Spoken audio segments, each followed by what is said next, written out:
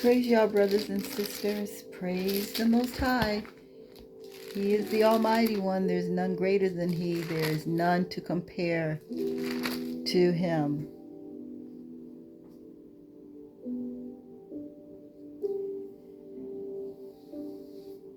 Mashal 1 verse 5 reads, "A wise man will hear and will increase learning."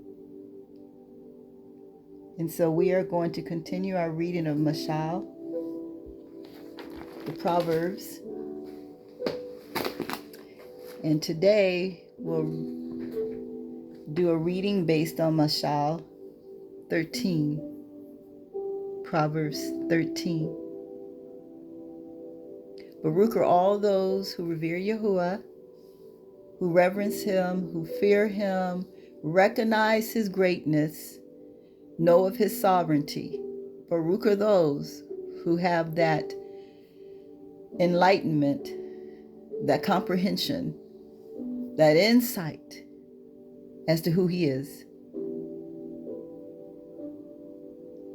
Baruch are all those who revere Yahuwah and walk in His ways. Tahalim 128, verse 1. So the reading based on Mashal 13 is as such. A wise son listens to his father's instructions, but a scoffer doesn't listen to rebuke. By the fruit of his lips a man enjoys good things, but the unfaithful crave violence. So remember, we're taken by the words of our mouth. There's power in our tongue, the things that we speak. We will have what we speak. And he who guards his mouth guards his soul, his being. One who opens wide his lips comes to ruin.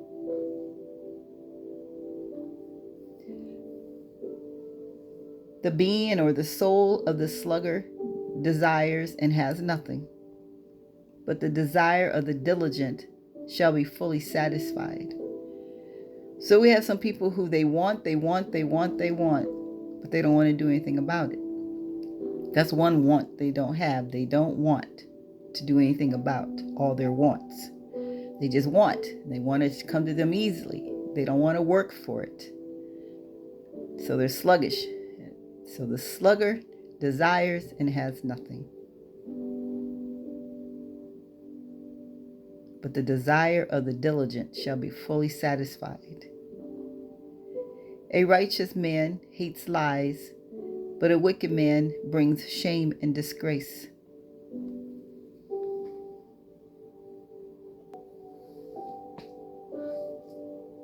So the wicked man ends up in shame and disgrace because he desires the lies. He desires anything that's against truth and righteousness. So I'm going to read these again and just look at these people. A wise son hears his father's instructions, but a scorner doesn't hear rebuke. He resists it. He doesn't want it. A man shall eat good by the fruit of his mouth, but the soul of the transgressor shall eat violence. And he that keeps his mouth keeps his life, but he that opens wide his lips shall have destruction. The being of the sluggard desires and has nothing, but the soul of the diligent shall be made fat. He's going to have increase. A righteous man hates lying, but a wicked man comes to shame. He loathes lying. He loathes anything that's of truth.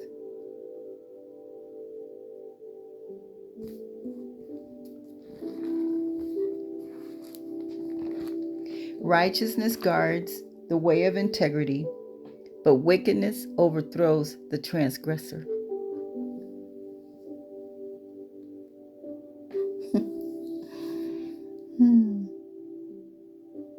I said in another reading, a Mashal reading, that evil loves nobody. When it's done with you, with us, it utterly destroys. It'll make a person feel like they're prospering in their evil, wicked, deceitful ways, and then it'll run them over flat, done with them, kick them to the side, whatever you want to say, how you want to say it. It's short-lived, and the rewards, the eternal rewards, are so awful. So but wickedness overthrows the transgressor. One man considers himself rich, yet has nothing. Another man considers himself poor, yet has great indestructible riches. If by now, in reading these readings of the Proverbs, the readings on wisdom, the readings that are making it so plain, black and white, where the winning side is. We've done this. This is the 13th one. There is safety. There is prosperity and increase. There is peace living the way of righteousness. The title of this platform is We Win in Yah, and that's why, because we've chosen his path. We've chosen to revere and serve the Great One, the one who's quite able to protect, the one who's quite able to prosper us. So, one can consider himself rich in this life and actually have nothing. And another man consider himself poor in the things of this world, yet he has great indestructible riches. Which, a person who knows that they're in Yahuwah, they're not really going to consider themselves poor in the things of this world. We don't want the things of this world because we know they're going to be totally destroyed in fervent heat. Totally destroyed. So we don't really consider ourselves poor in the things of this world. And if we do, we celebrate it, because that means that we have separated ourselves. We have become set apart from the things of this world, because we have indestructible riches in Yah. A rich man can buy his way out of threatened death by paying a ransom, but the poor man does not even have to listen to threats, because we know we're protected. Read the story to refresh your memory when Sennacherib came against Hezekiah when he was in reign, and was threatening to take them over like he had done so many other kingdoms. Hezekiah called for Yeshayahu, and he came back with a word for him. He said, don't even be concerned about the threats that he's throwing your way. Because he got so bold to say, how is your sovereign one going to protect you when all the other nations weren't able? They called on their GODs, S's, and they weren't able to save them. What makes you think yours is going to be able to save you? Ho, ho, ho. Yeah, well, he got to see how great the Almighty is. So we don't even have to be concerned about threats. We take them to Father. We take them to Abba. The light of the righteous shines brightly, but the lamp of the wicked is snuffed out. Pride only breeds quarrels, so they breed arguments. And in this way, I'm really wanting to get to the place where I don't talk about certain things with certain people, because so many people are still striving to find their way, and there's just so much information out there. Some of it sounds so real, and you don't know what is real, but you have to know by the Ruach. That's the only way you're going to be able to distinguish between the two, right or wrong. deceit or truth is by listening for him to lead. But a lot of times pride gets involved in the discussions. We don't remember that it's just a discussion. We're all searching. And so if we don't quarrel, we can listen to each other and maybe pick up something. But pride is an awful enemy to man. But pride will breed quarrels, whether it's about this way of walking with Yah, or if it's just anything. When you hear people in a discussion and all of a sudden it turns out to be a quarrel, there's an argument, you can pretty much be sure that pride, the spirit of pride, got involved and caused the argument. Sometimes those arguments can lead to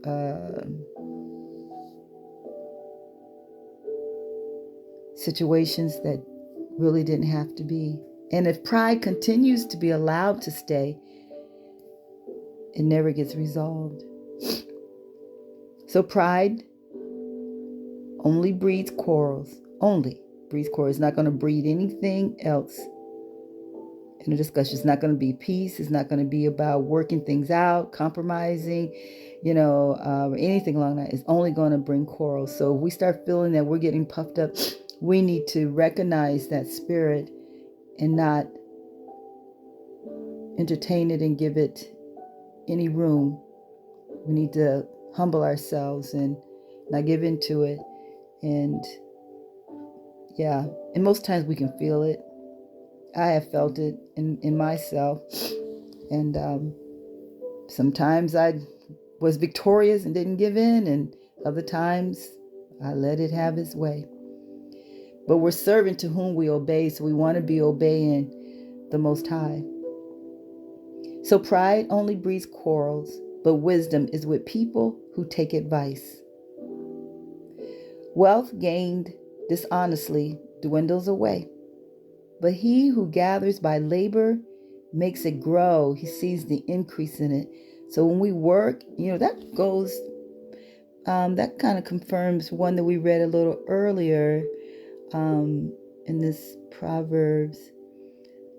Yes, verse 4, the soul of the sluggard desires and has nothing, but the desire of the diligent shall be fully satisfied. So the diligent one is going to be satisfied, and if he labors and makes his money that way, he can see it increase, he can see a growth in it, and there's satisfaction too. Hope deferred, and so the sluggard one, he's going to try to get it. If he does get anything, he's going to try to get it deceitfully. But it won't last, and he definitely can't take it with him when his life is cut short.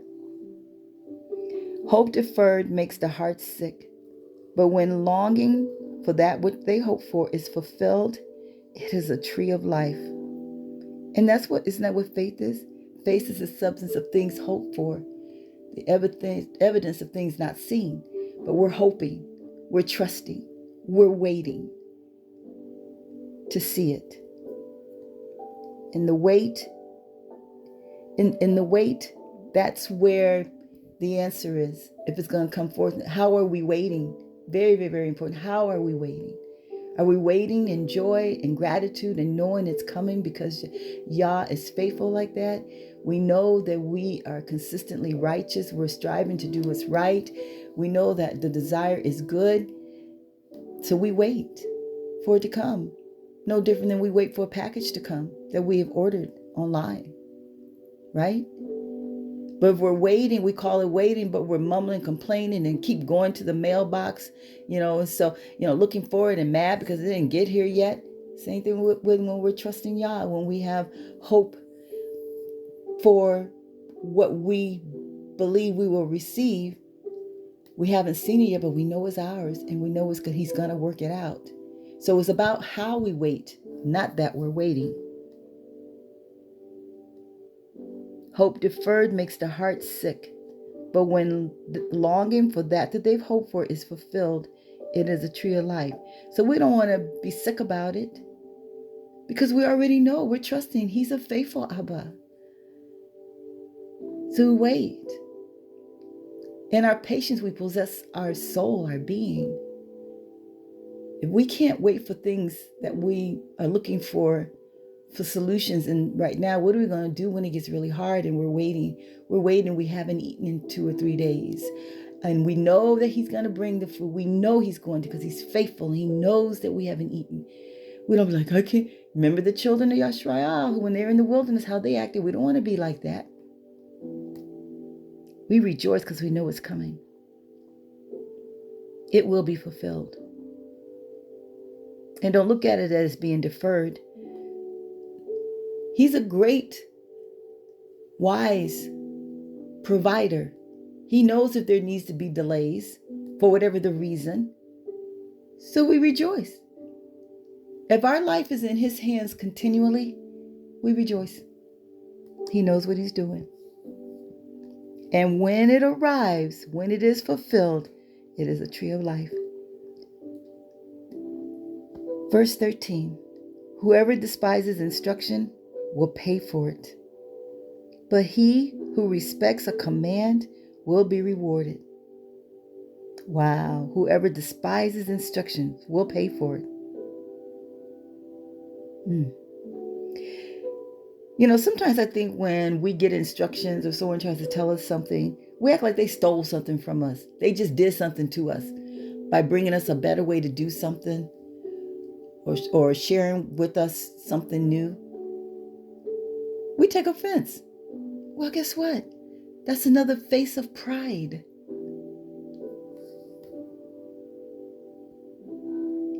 If we went to the bank and we asked for whatever amount of money we asked for, and they gave it back to us in the wrong denominations of bills, are we going to get all bent out of shape because they didn't give it to us what we want? We still got the right amount. They just gave it to us, and it's still going to spend. Pride will get upset. Even though they did not give instructions to the teller how they wanted it. But they got it. That's how it is sometimes when we get instructions.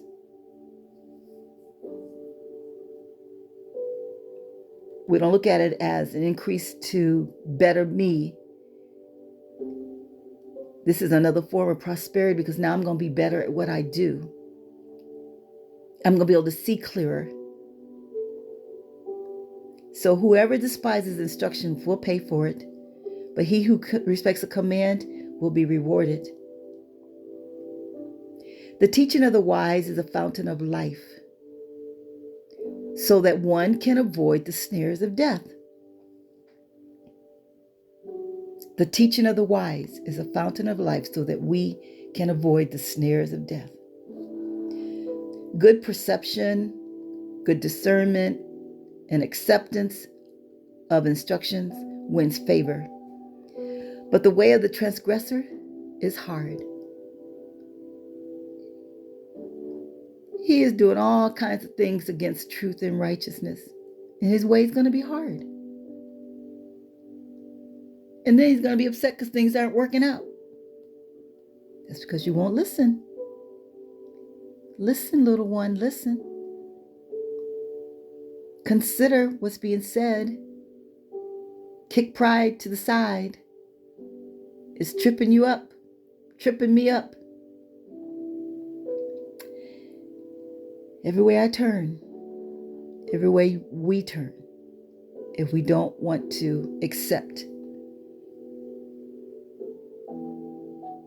instructions, suggestions. Every wise and prudent man acts from knowledge, but a fool exposes his foolishness.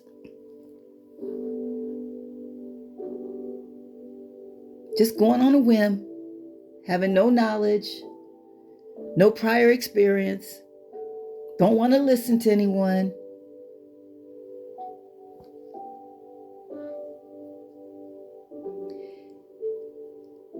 A wicked messenger falls into trouble, but a trustworthy envoy, a messenger, brings healing. Poverty and shame come to him who refuses instructions and discipline, but he who heeds correction shall be honored. The accomplished desire is sweet to the soul, That goes along with the one that once hope is fulfilled. It's sweet to the soul. But fools detest turning from evil. In other words, to them it's an abomination to depart from evil. One who walks with wise men grows wise, but a companion of fools suffers harm. Evil or misfortunes pursues transgressors. See, told you. Evilness, wickedness, nobody's friend. So misfortune and evil pursues transgressors. That's why their way is hard. But prosperity rewards the righteous. A good man leaves an inheritance of moral stability and goodness to his children's children, and the wealth of the transgressor finds its way eventually into the hands of the righteous. And this can be seen in so many ways. There's prosperity theology that has people thinking that we're talking about a good man leaving money to his children. And not saying that it's not going to be so, because we are prosperous.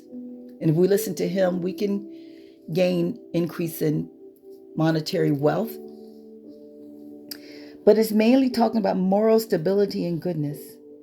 And let me tell you, once you become parents of adult children and you get your report card on how well you did as a parent, and that report card is watching them live their lives, and you see where you messed up, you will regret a lot and desired that you had given them more stability and goodness. Because even after you're gone, that legacy will continue on through the generations, because then the next generation is going to get what that generation had, and it's going to go on and on. And the wealth of the transgressor, it will find its way eventually into the hands of the righteous, for whom it was laid up. But you know what? Yah's wrath is coming against those who have avoided him, detested him, refused to honor him. We're going to inherit the earth, that new earth, not the one that they've destroyed. But he has a way of getting to us what is ours from them. But oftentimes it's not the way we see it. Much food is in the tilled land of the poor, verse 23, but there are those who are destroyed because of injustice.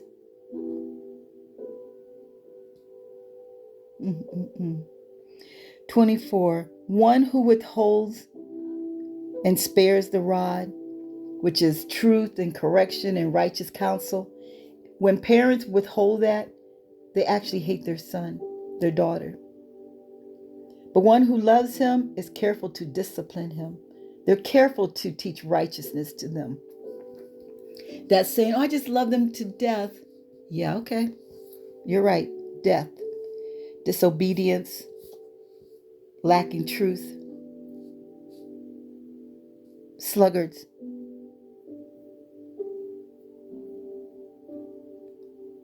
Love delivers truth. And we don't always want to say what we have to say. If we can remember that we're not going to always be around to protect our children, once they become that certain age, we can't protect them anyways. Nobody's going to be wanting to hear, but I love him. I love her. No. Then where was your love when it was time to rebuke and correct? They have to live in this world, and they have a life eternal somewhere. Their soul will continue to live on. Will it be in the lake of fire with eternal torment, or will it be with Abba?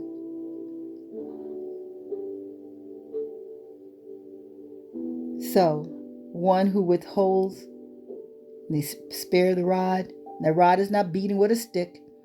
It is talking about leading and guiding with truth and correction and giving righteous counsel. But you know what? We have to have it first. It's not about going to assemblies and doing everything by the letter if the Ruach is not involved, if it's not true. We don't serve him with lip service.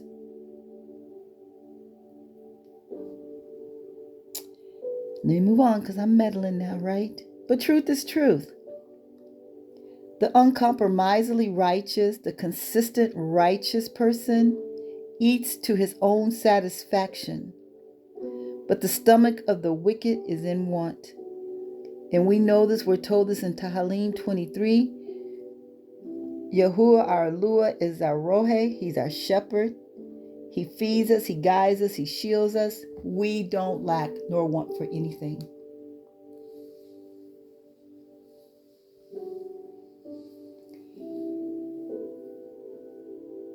We have just heard the reading based on Mashal, Proverbs 13.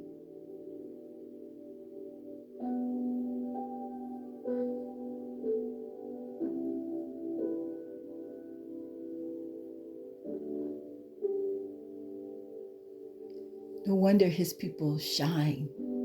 There's a light. Oh my. We're set apart. We're so different. Even in our thinking.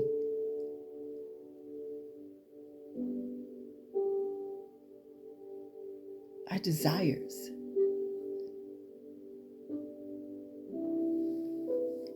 Until next time, brothers and sisters, continue to prosper in Yahuwah.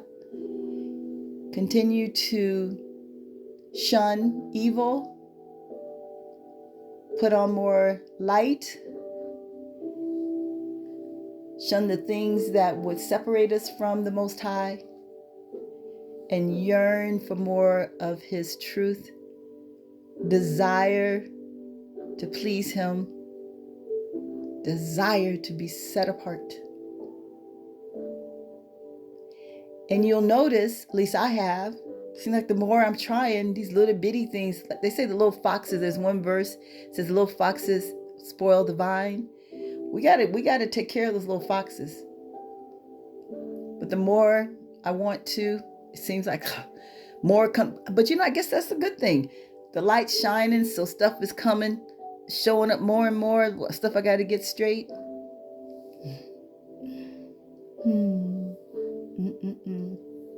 And we can't just skim off the top and say, okay, we're good. Because if there's really a cleansing, more and more is going to be coming. Get it all, skim it all off. Get cleansed. Be purged. All right, brothers and sisters, we win in Yah. Be encouraged. Stay encouraged. There's so much happening in the world. But we're not of the world. Oh my. In Yohanan 17, he asked the Father to keep them from the evil of the world. I don't ask you to take them out of it, but to keep them from it. So, daily strive to be a part of those that dwell in the secret place of the Most High, because that's where the protection is. I know this is my third time saying it, but until next time, stay encouraged. Know we win in Yah. And let's love one another, brothers and sisters. Let's realize that we have an enemy that's really trying.